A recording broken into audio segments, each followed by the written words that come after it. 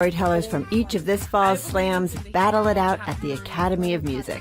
Whose tale will take the top prize? Join us Saturday, February 19th, and you'll get to vote on the winner. We're doing this right. Proof of vaccination is required and seating is limited. So get your tickets for the Best of Valley Voices Story Slam at nepm.org. You're watching New England Public Media, WGBY Springfield. I question America. Is this America, the land of the free and the home of the brave? An icon of civil rights history tells her own story in words and song. And we've been down so long, we ain't got no other way to go but up. Fannie Lou Hamer's America, February 22nd, or stream at nepm.org. Coming up, in honor of Black History Month, we're connecting you with the creativity, culture, and history of the African American experience in our community. This is someone who attended the March on Washington, who walked with Dr. King from Selma to Montgomery. Art and history come together in an exploration of the African American experience. How would I approach 400 years of African Americans being in this country from a musical standpoint, and it's not a celebration, it's just acknowledgement. And we'll visit a bookstore that's as much about community as it is literature. We can build as a community. We can turn a sore spot into something that is like a rose. Join us for those stories and more as we explore the creativity, culture, and community that make us Western New England. Up next on Connecting Point. Support for Connecting Point is provided by our contributing viewers.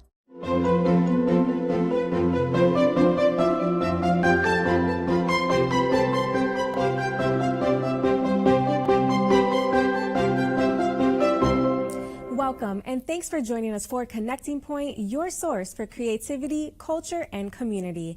I'm Saidalis Bauer. As we celebrate Black History Month this February, we hear from a local man who has not only witnessed but experienced firsthand decades of the nation's racial history, from the grief and glory of the Civil Rights Movement to the election of the first Black president, and most recently, the rise of the Black Lives Matter movement. Now in his 9th decade of life, former Winsted, Connecticut resident Daniel Smith shared his memories with producer Dave Frazier, which include growing up in the region as the son of a formerly enslaved person. On the campus of Springfield College in March of 2014, a special event was held that brought together 3 men, all of whom had attended Martin Luther King's 1963 I Have a Dream speech in Washington. One of those men was Dan Smith, a 1960 graduate of Springfield College. Professor of Communications at the college, Martin Dobrow, was the moderator for the event and recalls how Dan's story piqued his interest. Dan is a constitutionally very modest person who I don't think thinks of his own life as being anything particularly extraordinary. But to me, he's really sort of like the Forrest Gump of civil rights. He has just been everywhere. This is someone who attended the March on Washington, who walked with Dr. King from Selma to Montgomery, who worked in Alabama at the height of the civil rights movement and had some very harrowing encounters there. Ultimately, someone who attended the inaugurations of Barack Obama. So he's really lived the trajectory of the American racial story in what to me feels like a pretty unique way. And so it seemed to me really the vehicle for a great story. Dobrow wrote about Smith in a story that appeared in the online publishing platform Medium.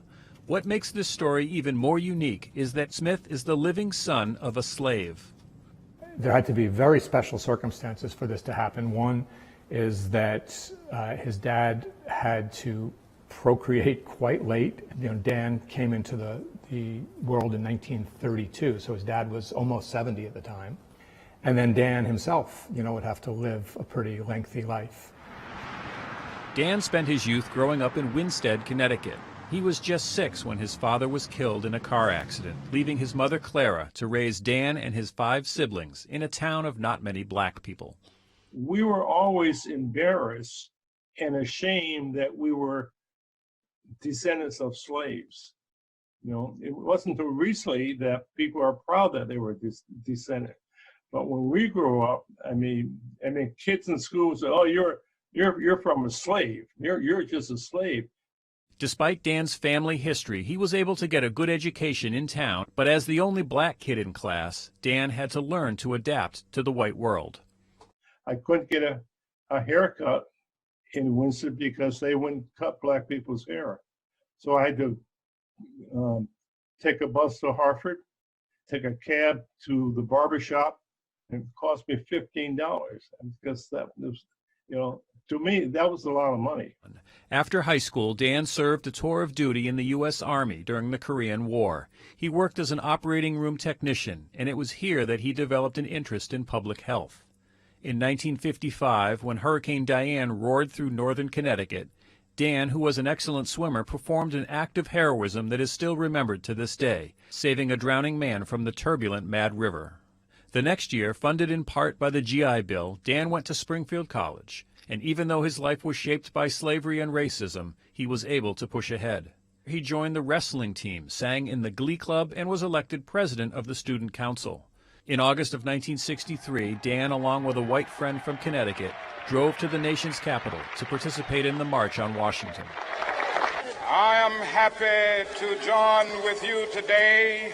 Although Dr. Martin Luther King's I Have a Dream speech was powerful, it was the speech of young John Lewis that resonated with Dan. We must get in this revolution and complete the revolution. On the Delta of Mississippi, in southwest Georgia, in the Black Belt of Alabama, in Harlem, in Chicago, Detroit, Philadelphia, and all over this nation, the black masses on the march for joy and freedom. So when he came on, it was just spellbound. I mean, King was incredible, but John really spoke from the heart about getting things done now. Don't wait. Dan would take the words that were spoken that day to heart and follow his own dreams. He enrolled in the veterinary program at Tuskegee Institute, a historically black university in Alabama. I mean, it was a whole new world for me in Tuskegee. All black community. We had one or two whites on the campus. All the guys in my veterinary class at the time had witnessed some serious discrimination or violence. Either they had it or their parents had it. So I sort of got a very quick education. This career path was short-lived. Because of his leadership abilities, Dan was encouraged to work towards the cause of civil rights. That was one of those, forks in the road, two roads diverged in the yellow wood kind of moment in his life. And he made what was a powerful choice and, wound up working very intensely with the civil rights movement down in Alabama. Had a couple of harrowing encounters while he was there, once chased within a few inches of his life by the Ku Klux Klan on a dark road in Alabama. And so I think those years were very important to Dan. Also a small chunk of his life, but an important chunk. Throughout his life, Dan has witnessed decades of this nation's racial history, from the injustice of Jim Crow to the grief and glory of the civil rights movement to the election of the first black president. And when Obama was elected, Loretta and I went to Obama's inauguration. When he came on to make his speech, I mean, I was just dripping, crying. The guy next to me who was white was crying. Everyone in the row was just, it was so emotional. Loretta was crying, right? It was just so emotional because we all felt the same thing. This is finally here. But it has changed, and not for the better. At age 88, there is no question that Dan has witnessed moments of national shame and shimmering possibilities.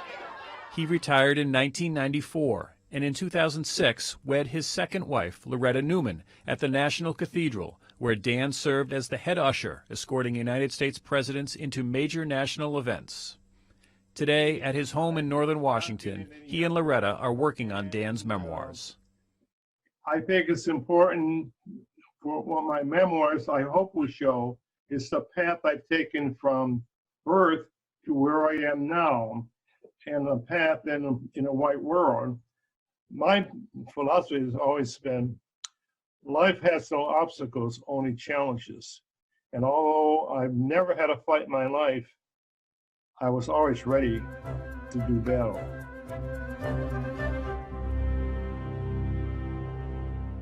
When a composer creates an album, they call it a project, especially when the music is connected to more than just notes and chords. Bassist Avery Sharp refers to his work, 400, an African-American musical portrait, as a serious project. That's because it chronicles the 400 years starting in 1619, when the first enslaved Africans were brought to this country.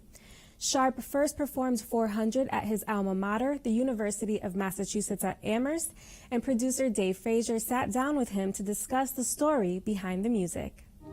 That's what they tell me of Africa. Longtime bassist, composer, and recording artist Avery Sharp released his latest work in 2019 entitled 400, an African-American musical portrait.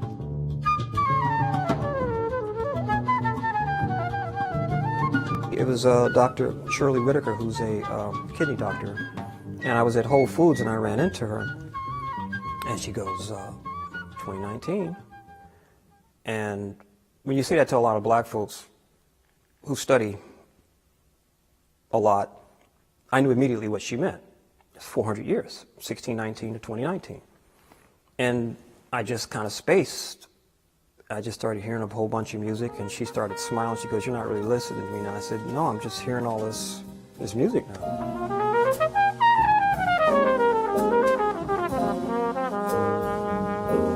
How would I approach 400 years of African Americans being in this country, you know, from a musical standpoint, you know, and it's not a celebration, it's just acknowledgement. Come on, come on, come on, come on. You gotta wake up, rise up. The music tells a harrowing yet inspiring tale, century by century.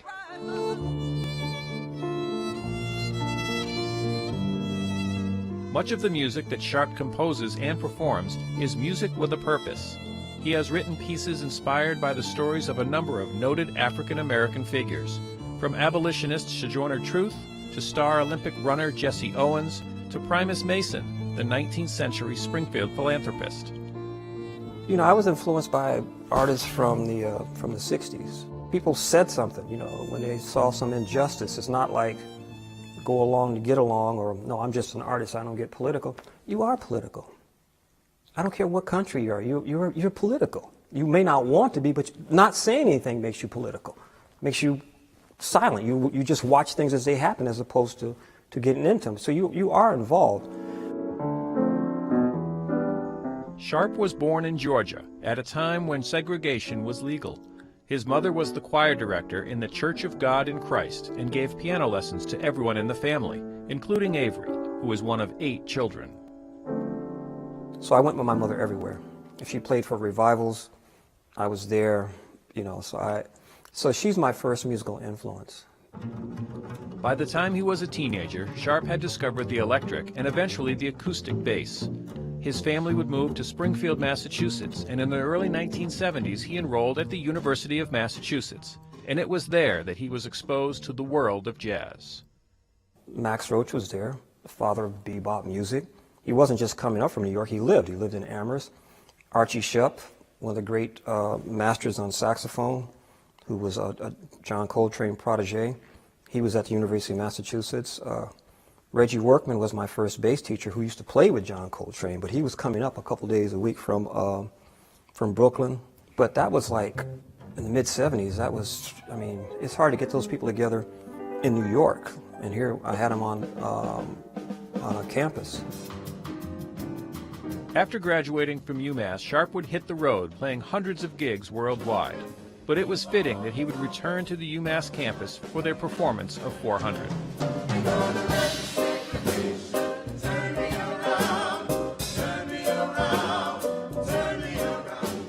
Throughout the concert, Sharp uses the African-American music of each era to tell the epic, fluid story of those descended from the original Africans, brought in bondage to America 400 years ago.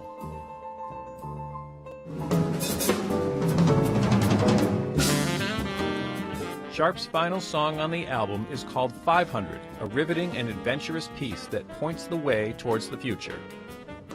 It's a mystery. I don't know. But in terms of hoping, I would hope that the country looks and thinks a little different, and that people just live and let live. I'm always trying to give people some information. That's my political thing. I'm not trying to slap you across the head. I want to entertain you. But when you walk out, I want you to say, dang, I want you to think. You know, I just don't want you to say I had a good time. I want you to have a good time, a great time. But if, by the way, wow, I learned something. And for me, I think that's what we're here to do.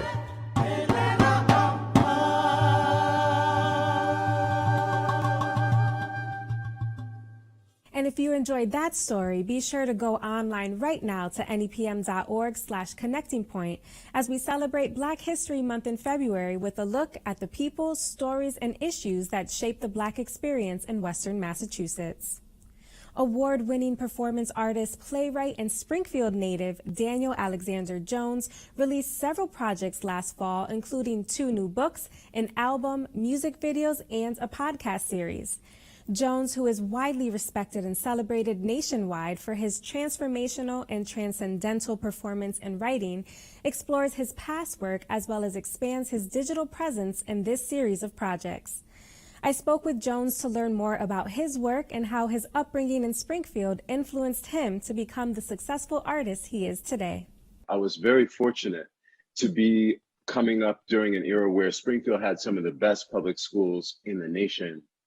And the teachers were so generous and so loving, and I feel like I was able to, through their teaching and through their guidance, find out that I was an artist, and to then learn that could be a path I could take. And they were, you know, we came from working class neighborhood, and you know, there was no sense that, you know, a career in the arts was something that I had seen before necessarily. But they just believed in us, and they're like, yeah, you're gonna go and you're gonna do that thing, you know. So I always think of my teachers, my 4th grade teacher, Miss Eileen A. Davis in particular, who put the, you know, in us that sense of you can be who you want to be, and you have to learn to the discipline and the work ethic to follow your dreams. And speaking of your career, you have a lot to celebrate this fall with 2 new books, an album, music videos, a podcast conversation series. I said this to you earlier. Yeah. While we're all feeling burnt out from this pandemic, you somehow have managed to find the motivation to create so many different bodies of work. Where did that inspiration come from? You know, that if you're dealing with something that's really challenging, then the things that you already have at your disposal aren't going to help you get out of it. You have to reach bigger, you have to dream bigger, and you have to learn, ask more questions. So all of this work was about, you know, asking myself, what if, you know, and the music and the videos came out of like thinking about what happens when we die, because my mom was on her way toward passing. And it led me to a meditation on the solar system and the universe. And so all of that work came out of sitting with my own grief and sitting with my own wonder about life and death. And then the book was, you know, all of these works that I've made and being invited by this publisher to collect them and to have a chance to go back. And a couple of the pieces are actually set in Springfield. So it's like, it was deep to kind of come back and say, you know, I've been in dialogue with this place for decades. Right. The pandemic presented you with a unique opportunity to explore the digital universe with your series Attend, which you were referencing before, which features yourself and, I have to mention, your alter ego, Jemima Jones. What was it like transforming this live production into now a digital production? What did you learn from it? First of all, I had the best time, you know, because anyone who does theater or does live performance anywhere, like if you sing in church or communities, whatever you do, you know that there's so much work that goes into it, and then you do it and it's gone. But doing this work where it lives now in these videos, and you can keep coming back to it and you can share it, across vast distances, everybody doesn't have to be in that room, was a revelation. One of the statements that stood out to me on your website was when you said that your work is continuous, but it's not your work alone. Why is collaboration between the arts and different artists so important for you and important for the community as well? I believe that we are always smarter, more loving, and more capable when we find ways to come together, period. And I know that I know certain things very well. I know I have certain talents and abilities, but I also know what I don't know and what I can't do. And so when I dream of a piece or have a big question I want to explore in art, I automatically say, who are going to be the people that are going to bring the contributions that will make it whole? Because I can't do that by myself. And then you find that not only do they bring out your best, but you can, and it's not easy because people got personalities and people have histories and and stuff, drama occurs for sure. But if you're committed to the idea, then you can find a way to inspire others as well to bring out the best of themselves. Now, the last question that I have to ask, I want to talk about Jo Mama Jones really quick because she came to you in 1995. And as a messenger coming from the future, what would Jo Mama Jones want to share with us about the future? Without question, she would say that the future is in our hands and we must take action in the service of those things I'm talking about community, about generosity.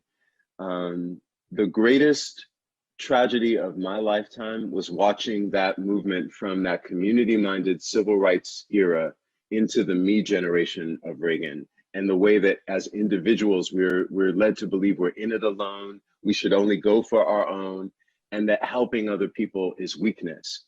So what she would say is, the time is coming where we're going to need one another, and so you better start practicing now.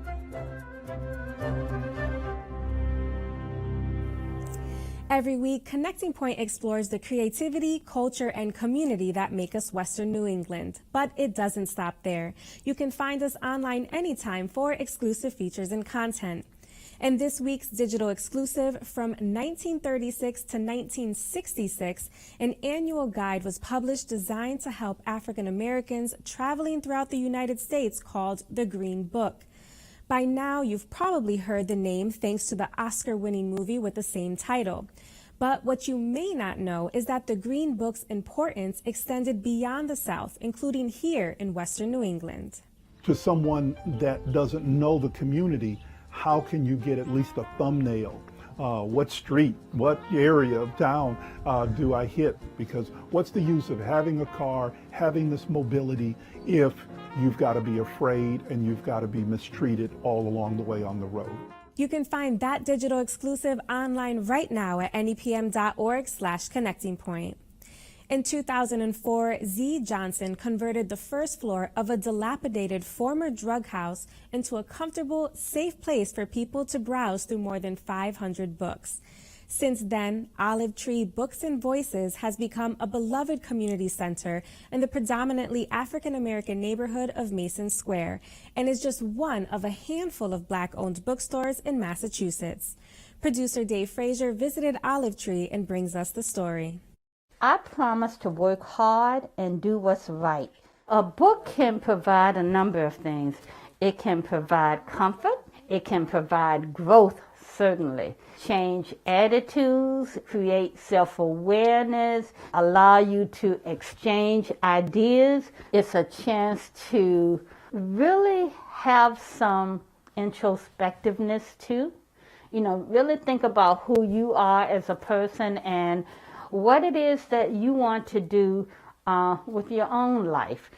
I envision this as, when I retire, I'll just sit in the bookstore and I'll wave to customers. And that was 15 years ago. That was not the track and trail that I was on. Little behold, when the community and when others found out that there's a bookstore, it started to increase.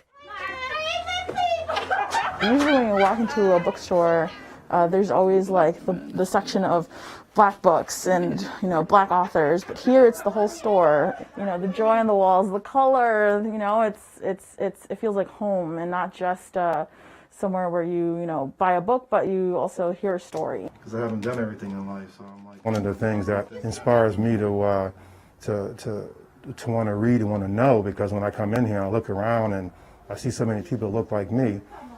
I brought my daughter here when she was young, so for them, kids seeing people who look like them, you know, it can be inspiring. I'm a woman who has hurt as immeasurable as I have loved. A child. I was born and raised in Richmond, Virginia. So I was able to read books about African Americans and etc. because that was my environment and world. So when I looked at Mae Jemison, when I looked at Debbie Thomas, the skater, when I looked at a number of heroes and etc., I could envision myself. I could say, oh, I could be that, because I had a framework. It wasn't just my imagination. I had concrete evidence that these people exist. No justice! No peace! No justice! It woke a lot of folks up in terms of, let me really understand other people other than myself. And then let me understand if I'm part of this problem or if I'm going to be part of the solution. Give her elbow. Okay. So that triggered a lot of people to come into the store and to really have good conversations about what should be next steps.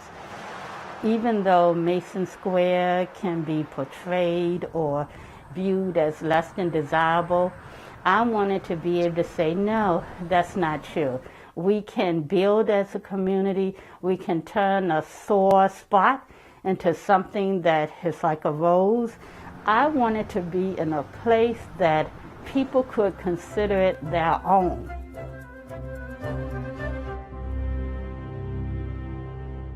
And that does it for this edition of Connecting Point. Remember, you can always find all of the stories that you saw in this episode, as well as exclusive features, digital-only content, and so much more online anytime at nepm.org/connectingpoint. And please be sure to join us again every Thursday and Saturday at 7:30 p.m. right here on New England Public Media for more stories of the creativity, culture, and community that make us Western New England. I'm Saidalis Bauer. Thanks for watching and have a good night. Support for Connecting Point is provided by our contributing viewers.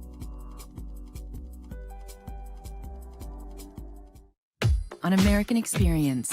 Jeans are the quintessential American garment. They are universal and individual at the same time. But it's always the same story. It's about the cowboys in the West. It's about Levi Strauss and the gold rush. And yet so much of the story we tell about jeans is a myth. Riveted, the history of jeans on American Experience. Watch Monday night at 9 or stream at nepm.org. Local high school students compete in a battle of wits and knowledge as the 61st season of As Schools Match Wits continues. Chicopee. Amber. Amber, yes. Paul. Adverb. Adverb, yes. I'm Beth Ward. Don't miss the fun and excitement of As Schools Match Wits. Watch NEPM live Saturday night at 7 or stream anytime at nepm.org. This week it's Hall High versus Chicopee on As Schools Match Wits.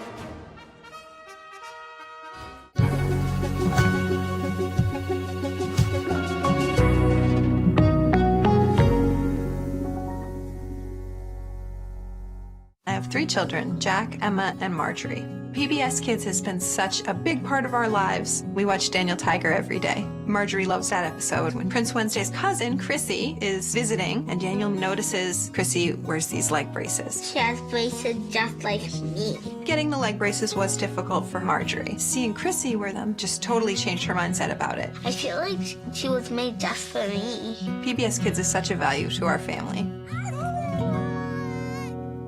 To white Americans or black Americans, what everybody wants is an equal chance to have a piece of the action. Homeownership to me, it means freedom. It is the backbone of America. For black Americans, it doesn't work that way. I didn't really understand how segregated the city was. It's also now trapped poor white people. Those struggles are shared struggles. The last generation standing is the one that's going to have to pick up the bill. Watch OWN Monday at 10 or stream at anypm.org. American Masters presents Marian Anderson. Her career was propelled by talent but limited by discrimination. She was a powerful spirit that changed the world through her singing voice. Discover Marian Anderson on American Masters. A Portrait of Marian Anderson, Tuesday at 9 on NEPM. New England Public Media is sponsored in part by our contributing viewers and by... As we age, it's important to keep our minds and bodies active. For seniors, socializing, trying new activities, and exercising are critical. Senior communities make it easy. More information at armbrookvillage.com. You're watching New England Public Media on WGBY Springfield. Weekdays on 88.5 FM NEPM radio, enjoy a wide selection of inspiring classical music from every era. With special emphasis on new releases and music of timely interest, stream anytime at nepm.org.